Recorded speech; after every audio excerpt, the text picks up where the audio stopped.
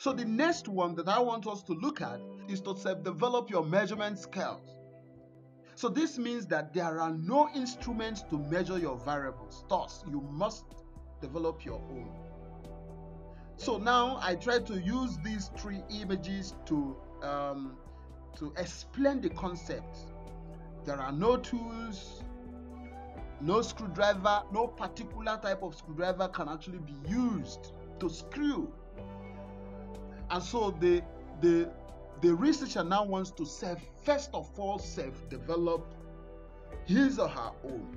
So in the field of engineering, sciences, and technology, these pictures explain how you can create your own. So let me show you typical steps for self-developing your measurement skills. It is a work on its own. It's a lot of job to do, but I find Serena Carpenter's work quite interesting, and it's very clear and simple, straightforward on how you can self-develop your own measurement skill. So you may want to pause the video and then get this paper and read through it. It's a beautiful, brilliant paper. So, but let me just take you straight to the pictorial model that the model that Carpenter developed. So in this model, this is the sum of all that Serena talked about in this paper. So the first thing is to do a thematic analysis of literature.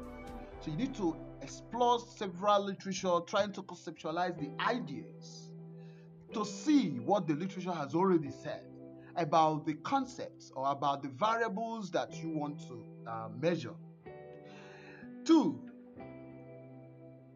that will lead you to the concept labels, conceptual definitions, dimensions. So you need to clearly spell out the variables. Now you've understood the variables, the definitions of the variables, and then whether you want to decompose the variable.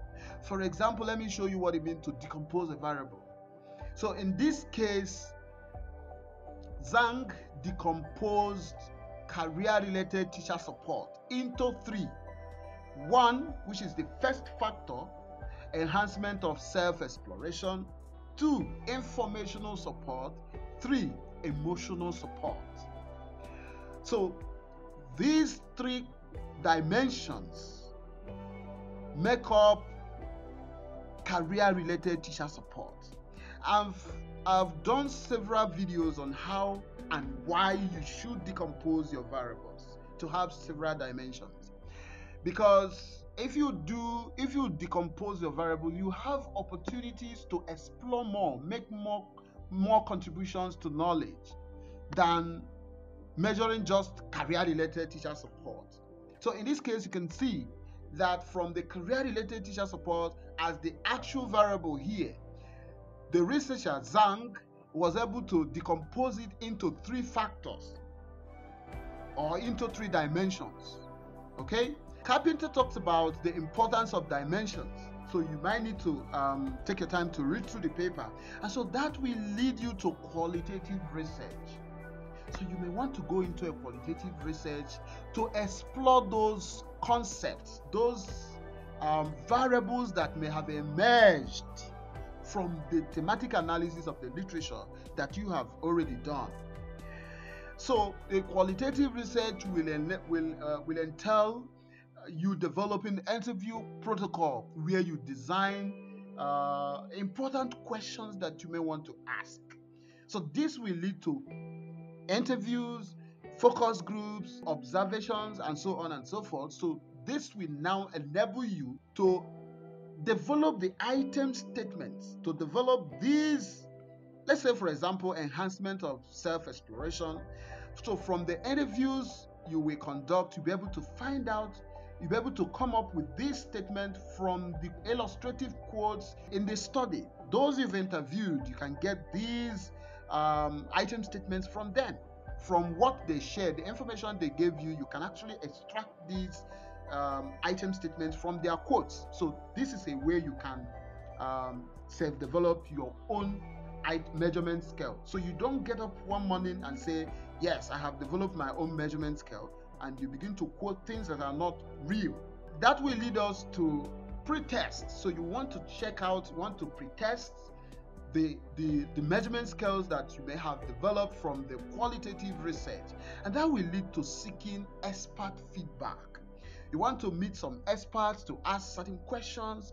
Can you look at that, look at this, and give them time to give you their feedback. That can help to further improve the measurement scale, and then you now go for pilot test. So when you go for pilot test, what is important? Pilot tests will enable you to explore the measurement scales which you have self-developed in a separate area, different from the one for your main study. So the reason is this: you do not want to use measurement scales that you're not sure of for your main study. So you want to sample a very small population and then share the questionnaire to them, and then they will respond to the questionnaire, and then you analyze the questionnaire using exploratory factor analysis. I've done some videos on exploratory factor analysis that will now guide you. If you read this paper by Zhang and Rothwell, you will also know that they also passed through the exploratory factor analysis before they could arrive at these item statements. In most cases, they also collected a separate data. I'm sure.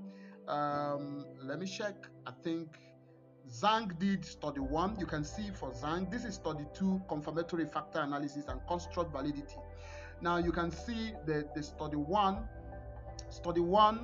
was exploratory factor analysis. So the exploratory factor analysis enabled him to explore using a different sample size. Okay, you can see Zhang used a total of 1,212 students for the main study for the confirmatory factor analysis that led to the final production of the measurement scales that anyone can adapt. Now for the study 1, you can see the exploratory factor analysis. Zhang used 474 participants to explore the data in China among Chinese population.